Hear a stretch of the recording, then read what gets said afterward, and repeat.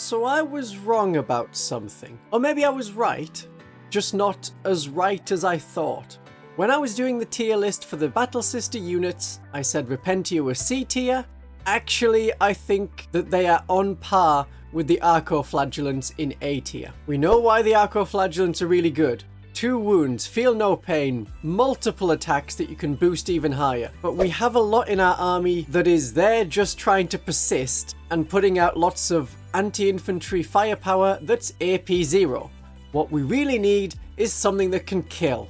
The Repentia have a lot of advantages that I hadn't really considered. You can have full rerolls on all of their attacks. All their hit rolls and all their wound rolls. As long as you have a superior, you get full rerolls to hit. As long as you have a superior and you charged, you also get full rerolls to wound. The massive eviscerators are damage 2. They have armor penetration, so when you're hitting hordes of little things like termagants, you're going straight through their armor. If you're hitting something bigger, like a Tyranid warrior, you're mostly going through their armor.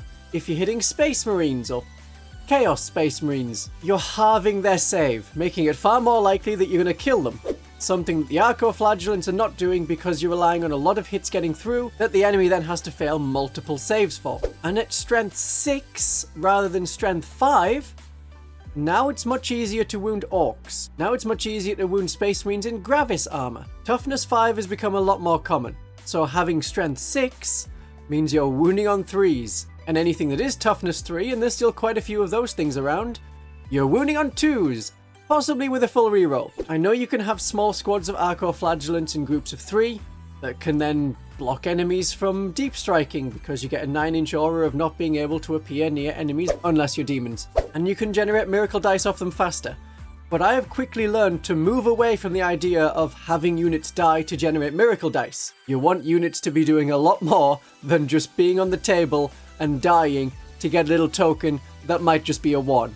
It's not a great tactic in my opinion. But having 2 squads of 5 Repentia, not just for more miracle dice, but because then you get 2 superiors. They have a 3+ save. So when the enemies are throwing a little bit of small arms fire, looking at these mostly not wearing armor women, they're expecting to kill a couple of them. What they're not expecting is a 3+ save on a bunch of women wearing corsets, and then you can use miracle dice of 3s to save them. The squad is still at full strength. You don't get that with arco-flagellants. And there's something else surprising about Repentia that your enemy will definitely not expect after looking at the models. Ah, it is a lovely sound. They have the grenades keyword. So if you're looking at an enemy tank or something like that, and you're really not sure you can kill it, even with wounding on 5s with rerolls to wound, grenades. There's some mortal wounds. Again, arco-flagellants can't do this. If the Battle Sister Repentia do go down, then they still generate their miracle dice, as was their job in 9th edition. They get redeemed. I'm sure the superior is fine, just like the sergeant from Dirty Dozen. Sorry for the spoilers of a 56-year-old movie. The Repentia still have drawbacks. They can't be joined by any characters, even preachers and confessors that previously was a staple with the Repentia. I would really love to add a missionary to the unit to get sustained hits. Then when we're re-rolling those hit rolls, we could fish for 6s and get a lot more eviscerator hits. The Repentia only have 1 wound, compared to the arco-flagellants 2 wounds. But that is why I'm thinking with all of these benefits, they are probably on a par with the arco-flagellants, rather than being actually better than the arco-flagellants. And also for 70 points, you can have 5 Seraphim. That's 5 points cheaper. And I would prefer the Seraphim. Hand Flamers are really doing some work at the moment. Being able to drop down and put out 4d6 shots at strength 4 just from 5 Seraphim, and then if the enemy moves closer, you overwatch them with those hand flamers. Melter pistols are also quite nice for jumping close to big things and then doing melter damage, but hand flamers. So Seraphim are better than Repentia. So if I really was revising it, maybe I would just put the Repentia up into B tier. What I do with my army list is I try and change it up every now and then. Try new things. If I was just an armchair player who made lists in their head and never actually played, I would never have reached this revelation. So how do we use Repentia? Don't run them into flamers. You also can't run arco-flagellants into flamers either, but they take it a lot better. The Repentia are a good counter-attacking unit. The enemy comes to kill your battle sisters on an objective, maybe the Hospitaller, that you definitely have in the unit to keep some alive, maybe not.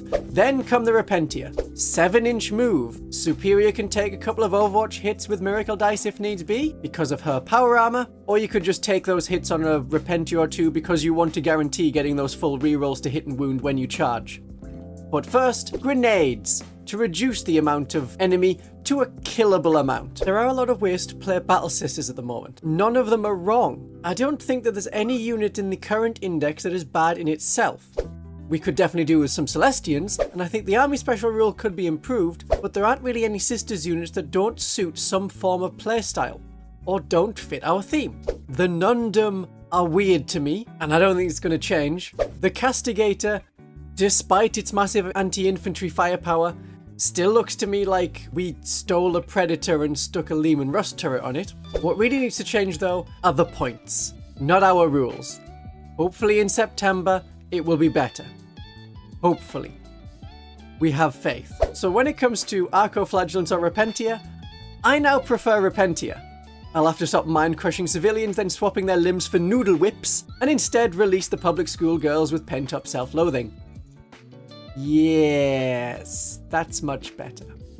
We're still the baddies, but find me a 40k faction that isn't. There's definitely nothing evil about any of these guys. My darlings and viewers, have a great day. Repenting!